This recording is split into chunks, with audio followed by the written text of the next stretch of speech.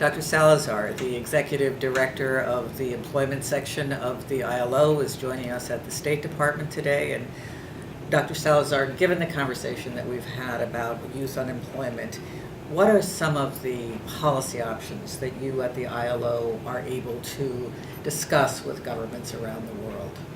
Yes, thank you very much. There are many things that governments and the private sector and the trade unions and others can do to tackle the problem of youth unemployment. At one level, of course, you need growth and you need investment. So a high priority to improve the prospects of creating jobs in general and for youth in particular is to really have a stronger recovery going. And we know that that's a difficult discussion, but not impossible.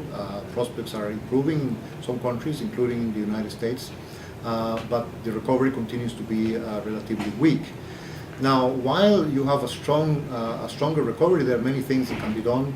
You can have, and some governments have put important programs in terms of public employment for young people, investing in more education and better training. The time where young people cannot find jobs is a good moment to be in training, which increases their employability. But this has to be very well designed training. Partly this is achieved if you work closely with the private sector, if there is a clear vision of what are the kinds of skills, the kinds of know-how that the private sector is demanding, whether it's the IT industry or the clothing or manufacturing industries or services industries. It's very important to work in partnership with the private sector so that you have the right skills and you maximize the probability of getting a job afterwards. A lot of on-the-job training and apprenticeships. The whole area of apprenticeships and having a practice in a company is extremely important. One of the reasons why many employers do not hire young people is if they don't see any previous work experience. So it's a kind of catch-22 situation. You don't have the experience, you don't get a job. You cannot get a job, you don't get the experience.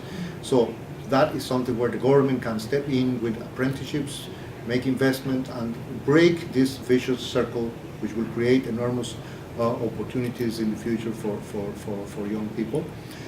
Investment in better information in the labor market is also important because public employment services, also private employment services, how do young people find out where are jobs where they can contribute, and how do companies identify where young people are looking for jobs? So investing with modern information technology and social networking and Facebook, etc. There are a lot of innovative ways of matching supply and demand for young people. Then the private sector can do a lot, of course. Private companies can do pledges to have more apprentices, to work more with public vocational training institutions, with educational training institutions.